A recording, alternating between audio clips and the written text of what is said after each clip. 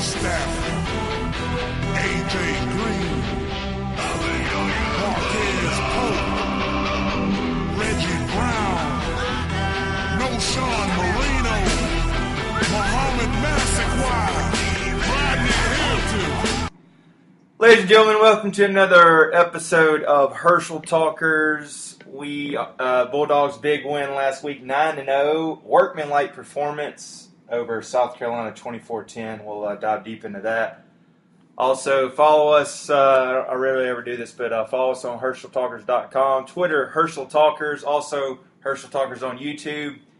Any kind of comments, feedback would be great. Trey, now do you rarely do this because you're embarrassed by the quality of our product, or? Hey, Sean, how we doing today? Sean, doing good, buddy. How are you? Big Sean's in. No, just putting all that on there, trying to build the views. We had pretty good last week, over 100.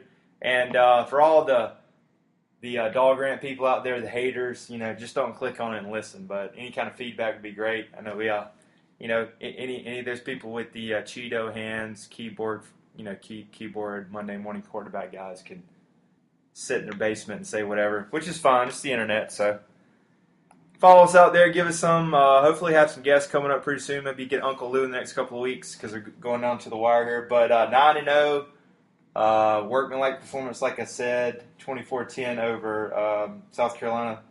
Boom chickens, quote Uncle Lou. But Sean, jumping right in, want to get your thoughts on South Carolina game last week.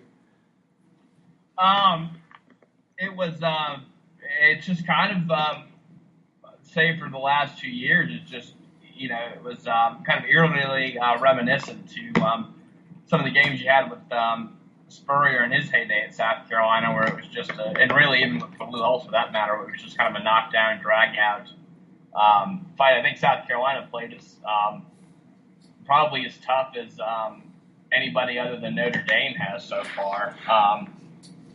I think that Georgia kind of stuck offensively to what their strategy has been for most of the year, just kind of dominate up front, kind of control the clock, control the ball, and then just put enough points on to win. And they got the job done. Defense only gave up 10 points. It was 24-10. It was a good win. I mean, I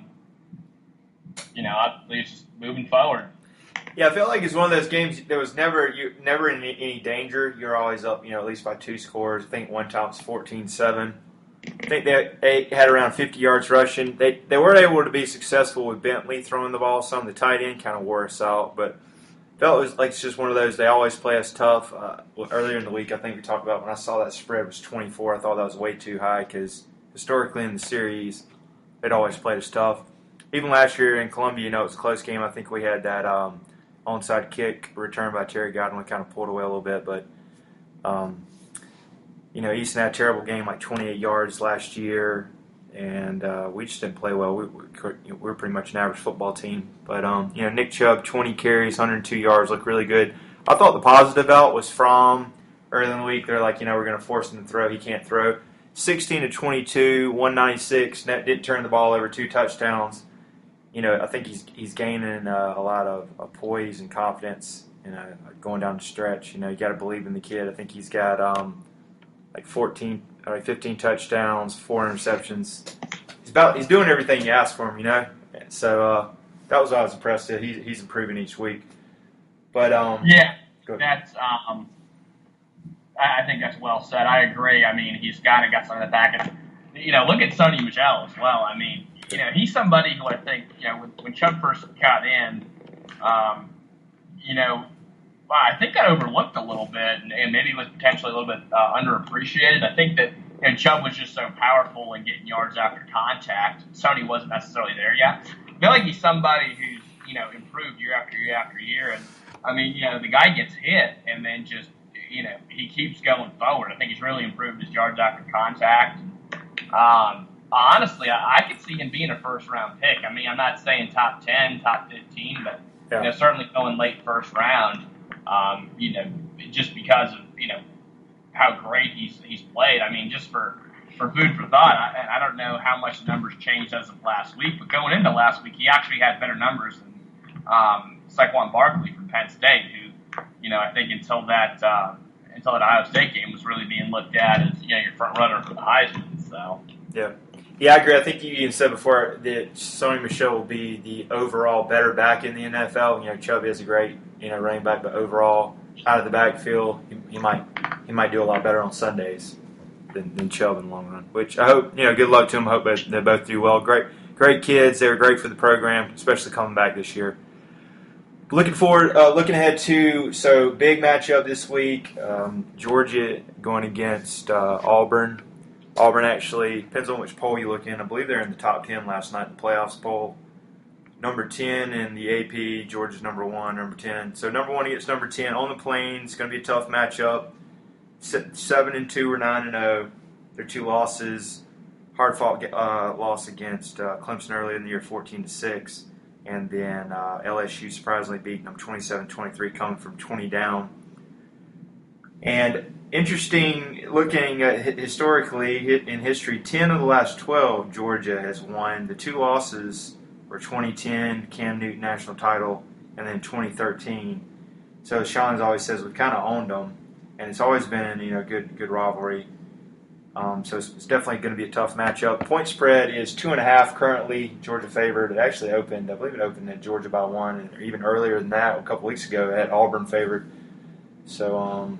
Can you get your thoughts going into this game and how you feel about it matching up against Auburn? Yeah, Sean, we got big matchup with number 10 Auburn against Georgia on the road, Jordan-Hare Stadium. Georgia's won 10 of the last 12, which is interesting. A lot of people are looking at Gus Malzahn hot seat, even though he's 7-2. But I'm thinking if he loses this and he loses to Alabama, he finishes 8-4. I could see him getting some rumblings because he's been struggling recently.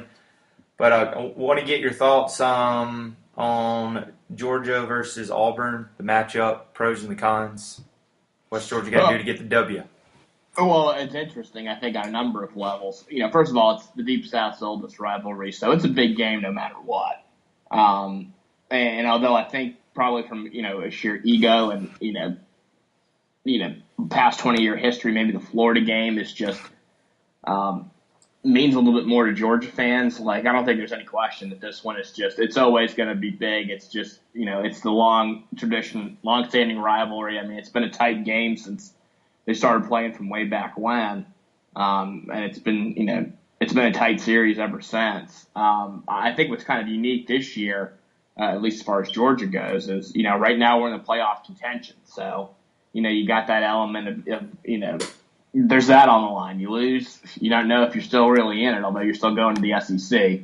Also, there's a couple of big recruits, I think, that are down to us in Clemson being, Jeremy Sawyer, who's the best overall offensive lineman per 247 for the 2019 class, and then also 5-star former, or I should say now recent decommit from Tennessee, Cade Mays, who has pretty much said he wants to play with Sawyer. It's really down to us and Clemson where we go. I think that really kind of, I think Sawyer's kind of made clear in his statements that he wants to play for a program where he's got a shot to play for a championship. So, Georgia finishing strong, I think, making it to Atlanta, possibly in the playoffs, probably helps seal that deal for us. So this is kind of step one towards, towards the road to that. That said, in terms of the matchup for the game, I think that, unlike the past, several years where Auburn really hasn't had quarterback play, with Jarrett Stidham, they've actually got one who can, get the ball downfield. And, they've got some explosive wide receivers as well, like Darius Slayton and that, can make some plays. I think that, the key for us winning on the defensive side of the ball is, I think we're going to have to be able to rush the passer and really affect, Stidham's timing. Don't let him get comfortable in the pocket. Kind of similar to what Clemson did when they played them. I'm not saying we'll have an 8-sack performance like Clemson did that day, but, they sacked him 11. Pretty great. Oh, yeah, 11. Yeah, there you go. So, but just, preventing him from being comfortable in the pocket and, rushing his passes, doing things like that, I think is going to be key. I think our defensive line, our run-stopping ability, no disrespect to Auburn, but I just think we're just better there and more consistent there. I think the one thing where we're really going to need to just play our best is going to be in that pass rush, though. Mm-hmm. We're going to need to have a good game there, and I think to affect them. On the offensive side of the ball, it's kind of interesting. I think we're going to have to, rely on Fromm to get the ball down the field. Clemson's got a great defensive line. I think a lot of Georgia fans are probably most familiar with Derek Brown, former 5-star recruit, because it was looking like he was going to be going our way, and then last minute he flips over to Auburn, and then also Dontavius Russell, who at one point was a Georgia commit, then flipped over, to Auburn, who were both starters. But, the one guy that I think probably isn't given, enough credit or respect that probably should is Jeff Holland, who I think for Auburn's defensive end number 8, I think he quietly leads the nation in sacks. So they've got a good defensive line. And certainly, our offensive tackles are going to have their hands full, stopping that pass rush from Auburn. And so I think that, I think we're going to have some ability to run the ball. I think we've got enough, talent in the trenches and in the running game. But, I think it's going to rely on Fromm again as well. I think kind of really where we probably match up better, athlete for athlete in Clemson is going to be on the outside. I don't think, they have the horses per se to stop our wide receivers and, some of our options out of the backfield when we're passing the ball. But again, that's going to kind of be reliant on that offensive line. They can get Fromm time to get the ball there. And then obviously just hitting them with steady doses of the run as well. That said, barring kind of, a meltdown, I think probably win this game maybe by 7. Could be more, but I think we're going to have to play a little bit better than we did last week against South Carolina. I thought that I think, although we kind of dominated the game a bit, I don't think we played remotely our best game. And so I think this is one of those ones where we're just going to have to dial things up a bit. All right, so give us a prediction and give us a score. I'm going to say, 24-17 maybe. Right. Maybe not even that much. Maybe let's just say 20-13. So you'll lay the points. You got Georgia covering that -2.5. You're a betting man. Yeah. Okay. Yeah. Gotcha. Yeah, I can agree with that. Here's another thing that's looking good. So first off, we didn't mention earlier, won the East, which is important. I think it was one of the most under the radar winning the East because Kirby's got that mindset. Chopping wood, next one. I don't even want to talk about Auburn's next important game, which is great. Won the East, so we got that in the bag. Going on the road, Jordan-Hare is going to be tough because they hostile environment. Another thing that's going to be great, we are getting Natrez Patrick back. So we're about as healthy as you can get. I mean, like Mama T always says, my mom always said, to be great this year, you got to have no injuries, no suspensions, and a little lady luck. I think we've had all that. And we're playing really good on the road. Kerryon Johnson's going to be a tall task, but like last week, I think they ran him about 30, 35 times to get Texas A&M. Hey, you're not going to be able to run him like that against this Georgia D. I think they'd wear him down. I mean, yeah, he might get 100 yards, but you're only getting 3 yards to carry. And I think they're going to test our secondary. My big matchup is going to be their wide receivers against our secondary because I think if we do have a weakness, if there is one, is the secondary. So I agree with Trent Thompson, Lorenzo Carter, Bellamy. They're going to have to get after the pass. One thing that we're not really looking at maybe is kind of is Fromm with our wide receivers. Are we going to test their secondary? And looking at their stats, they're giving up about 180 a game against the pass, 126 rushing. We're giving up 165. We're giving up 89. Our D is a little bit better statistically than ours. We're giving up 11 points per game. They're giving up 16. Both offenses are pretty similar. My prediction is going to be 28-24, maybe a late rushing touchdown by Sony Michel or Chubb to get the win on the road. I think it's going to be a slobber knocker. It's going to be close. Get your Tums out. Get your liquor. But I also love a blowout and make a statement win. But I think it's 28-24 in a close one. Dogs get the win on the road. And I like us being fully healthy. And like you said, all year, this is a different team, different culture, different mindset. Kirby's going to get him up. I think he wants this one. And I think he outcoaches Malzahn because I think Malzahn maybe hadn't been the greatest, X's and O's coaches the last couple of years. No, I mean, it certainly can be. Yeah, I think you bring up a good point. I think that probably the quarterback play in this one's going to be, and the wide receiver play is going to be more important than maybe it has been in past games on both sides of the ball because, you have a couple stout lines, defensive lines, and so they're probably going to stop that run some, but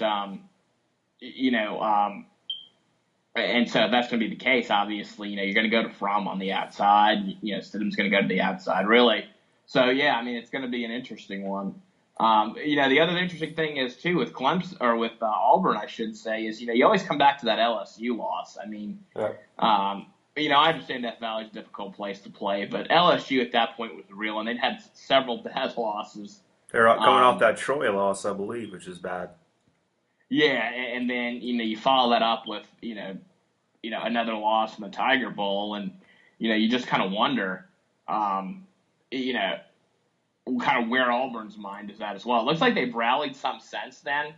I think they definitely put together a string of impressive wins, but just you almost kind of wonder going back to that game if Auburn's potentially due for a letdown. You just never know. Yeah, another thing is, you mentioned that game, LSU, you were watching it. They were up 20-0, kind of had them, took control of that game, and then kind of let LSU slowly get back into it. And, they beat pretty much an average Arkansas team, blew them out 52-20 a week later, and then open week. And then they beat Texas A&M. It was just like someone's on the way out. So, Texas A&M's struggling. So, who have they really beaten? So, but if Georgia can win this, or even if they punched them out and blew them out by 2 or 3 touchdowns, look really great because you got Kentucky next, you beat them, then you got the Nerds, Georgia Tech, which we got. We're on the revenge tour for them, and then get ready for Bama. But I like our chances, especially being healthy, getting Natrez Patrick back. Would you, and speaking of that, do you think they start him, or Reggie Carter's been playing really well, or you kind of put him in there, or you start him right away? What do you think Kirby's going to do? Or is he going to go with that whole adage, depends on how he practices? Honestly, I think it's going to come down to, Kirby's going to play the guy that's practiced the best. I think that's what he says. The guy that performs the best in practice is the guy that's going to play. So, that's what I would kind of expect. So, that may well end up being Reggie Carter. I don't know if during the suspension if Natrez Patrick has been allowed to practice with the team or not. But if he's not, obviously there's going to be issues with him getting his time back, his conditioning. So I'm sure it's going to be a bit of an adjustment for him. So, maybe you start Reggie Carter. But, again, I think you're going to see plenty of them. Yeah, definitely. It's always good to have depth. That is true. All right, and so we got Sean's picking 2013. I got 28-24, both going with Dogs, of course. And we'll now go into the big slate of games. Really good schedule this weekend. So I'll do rapid fire and get Sean's thoughts on these.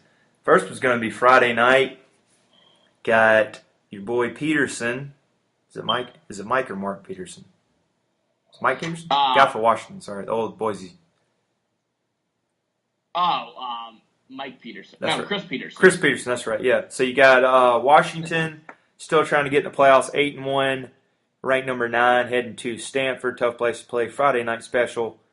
Got Washington -6. Stanford coming off a loss against Washington State. What's your thoughts on that?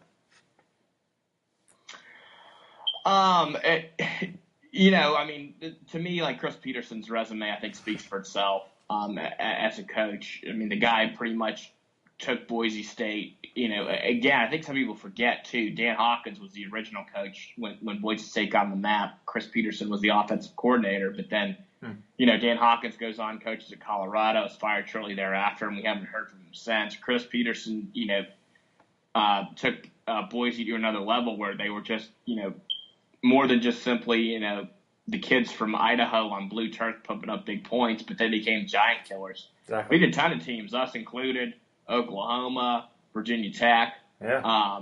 And then, he leaves and resurrects a Washington program, gets them into the playoffs last year. So I think he's going to do it. He just kind of has that factor and the track record to prove it. All right, so you got Washington. Yeah, I like Washington winning, but I might actually like Stanford in points just because it's close, and they got that Love kid. Probably, I think he leads the nation in rushing, or he's close by, a real good player. All right, second one is going to be Michigan State coming off a big win at Penn State is at the Shoe Ohio State 12 o'clock game. Ohio State coming off a beatdown from Iowa, which was surprising. That was one of those, man, spit on it with no lube. Beatdown of Ohio State. That's two of them this year. Oklahoma beat them up, and then Iowa. So that one is surprising spread, I think, is Michigan State plus 15. So it'll be Ohio State minus 15 at home for a 12 o'clock game. Yeah, honestly, and I'm thinking Michigan State with that too. I mean, you want to talk about a guy that does more with less. I mean, and believe me, I'm happy with Kirby and the recruits he's getting and the talent he's bringing in. But neither him or Nick Saban, have really taken an entire team of under the radar guys or cast off. Bunch of 3-stars. Yeah, a bunch of 3-stars and built them into a playoff caliber team. But Mike D'Antoni has done that time and time again. And Urban, again, another team that's chock full of talent. And he's beaten him plenty of times. I think, there's one year where they beat him twice, I think, to make it to the playoffs.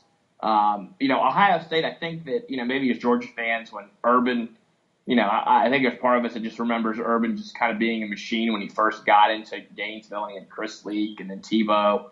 But this Ohio State team's got some problems. I think one of them is at the quarterback position. JT Barrett's just all over the place. Yeah. It's really not all that hard to figure out why they lost to Iowa. I mean, Barrett threw 4 interceptions. I think he even had a couple returned for touchdowns. And Ohio State has problems on defense. Looks like they have some issues stopping the run and then also in pass coverage as well. To me, Michigan State looks like a tight team. From a fundamental standpoint, granted they had that loss to Northwestern, but other than that, they've pretty much been consistent. Yeah. And just the same old gritty team. They almost beat Ohio State last year as well.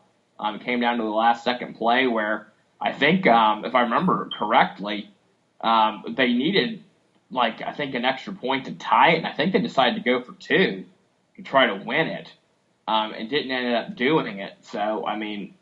Or something along that, where I think they ended up just losing right at the end on kind of a gutsy call, which kind of shows me that D'Antonio's not afraid of Urban or the hype or anything else, and he's got to if he wins this, he's already in the Big Ten title game, for all intents and purposes, and he's still got a shot at the playoffs. So I mean, Michigan State's got a lot more to gain from this game than Ohio State does.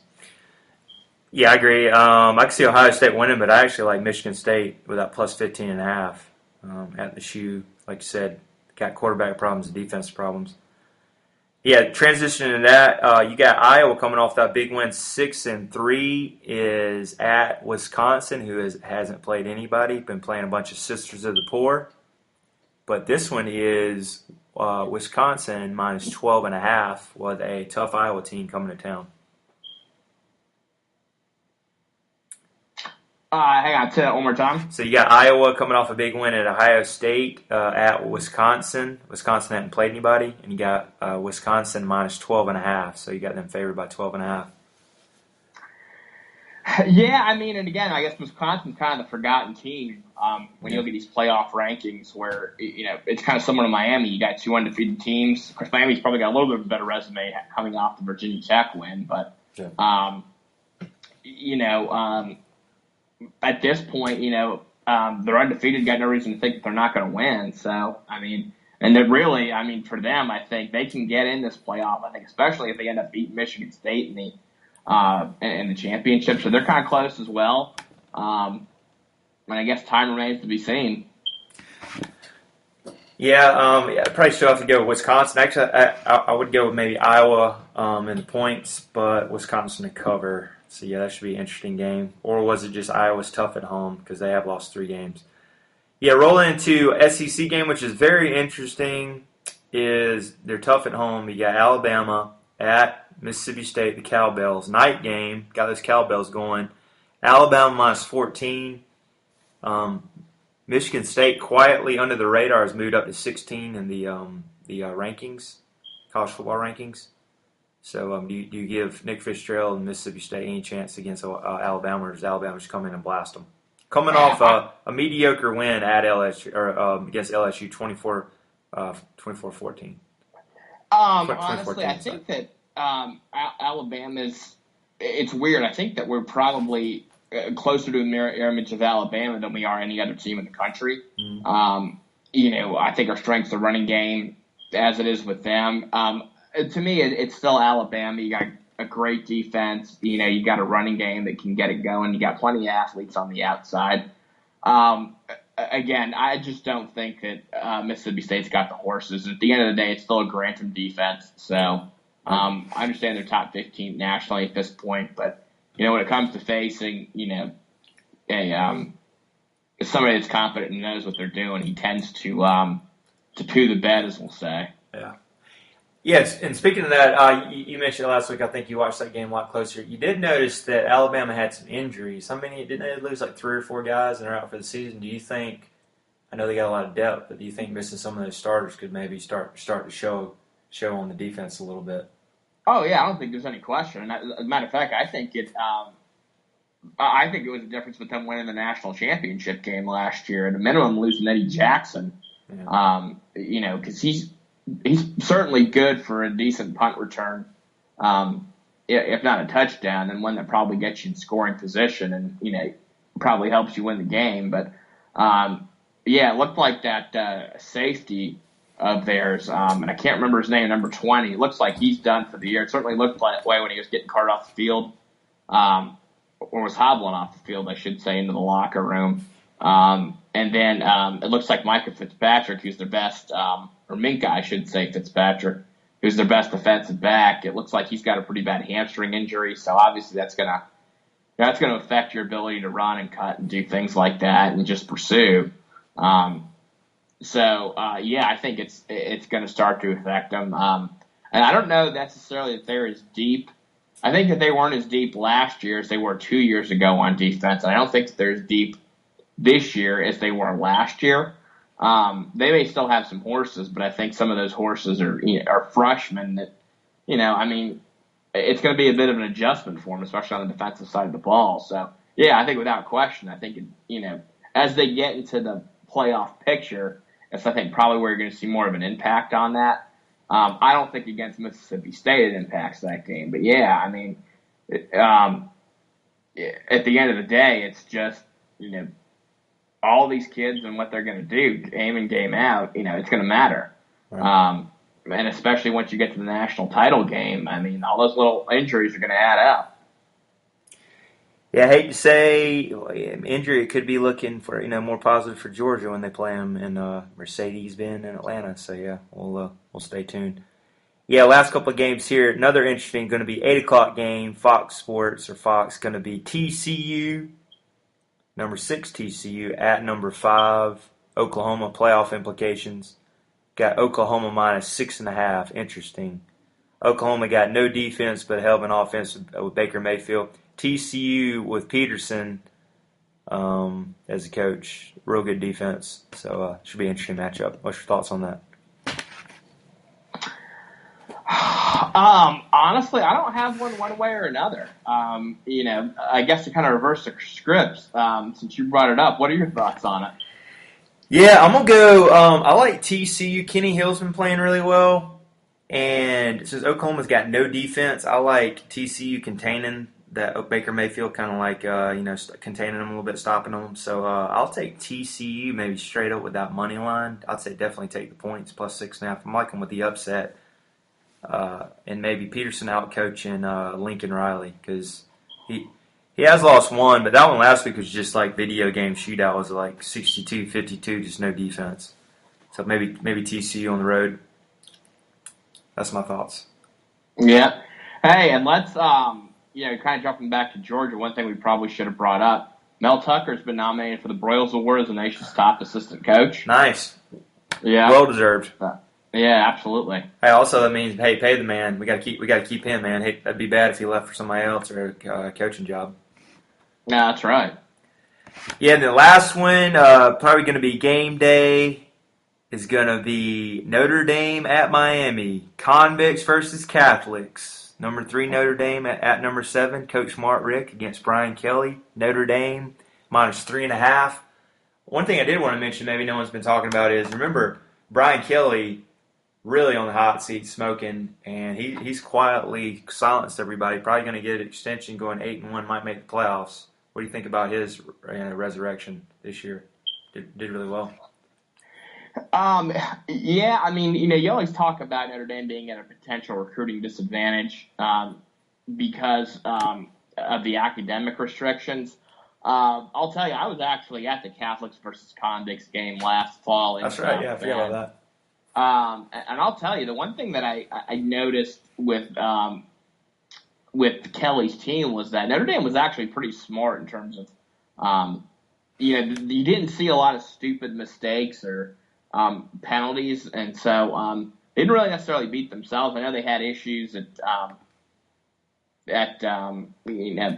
last year, I think, especially on defense, which just seemed to kind of cleared up this year. But it's not necessarily easy to win at a job like Notre Dame, again because of those restrictions. And so I think he's done a heck of a job. I think people were mostly thinking this is going to be a bit of a down year for them after losing Deshaun Kaiser. But, that quarterback's come in and is just, he's done well. I mean, they gave us a heck of a game up there. Easily could have beat us. Certainly glad we came out with the win.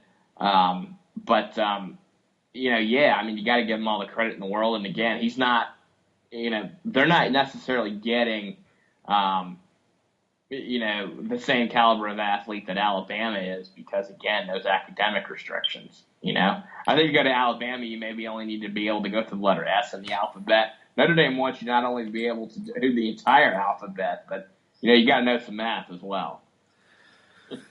So, exactly. There's nothing in Alabama, man, but football. You know how it is. Yeah, I know. So if you had to make a prediction on that, and it is, you got to give it to Mark Richt. I mean, I know he has been scaling by some wins, but impressive win against Virginia Tech last week. What would be your prediction on that game? You got Notre Dame minus 3.5 at Miami.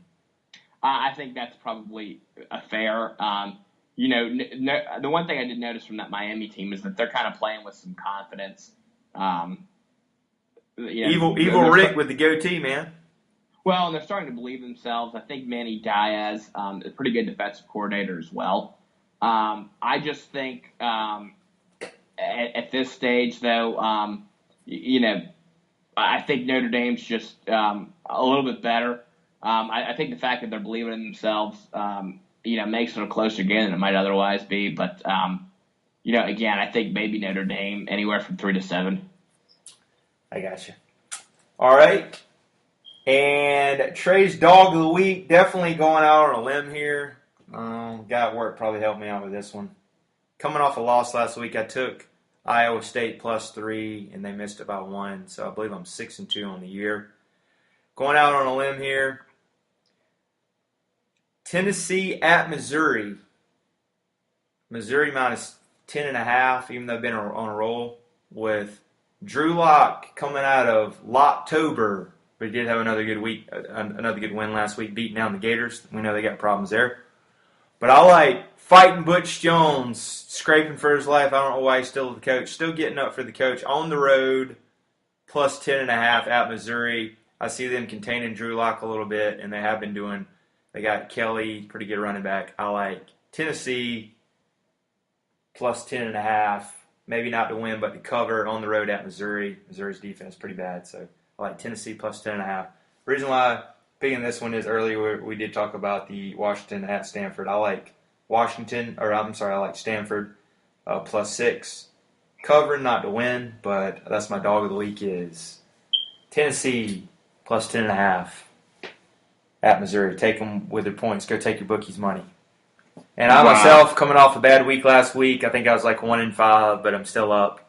So got to recover. And also, I need to listen to my boy Sultan one, who's mad with me. He's like, the client's telling you your picks, and you're going against them.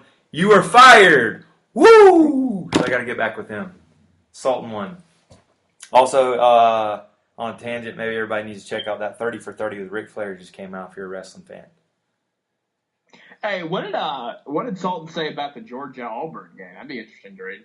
Yeah, he thinks that's really it's really close. I need to get his thoughts on that, but I haven't hit him up yet. He's been kind of mad at me about these picks because I didn't really go with his picks last week, so I gotta get back with him. But I think he's gonna remember he's got Georgia. I remember a while back, man. He said I got Georgia in the playoffs. This team's a great team.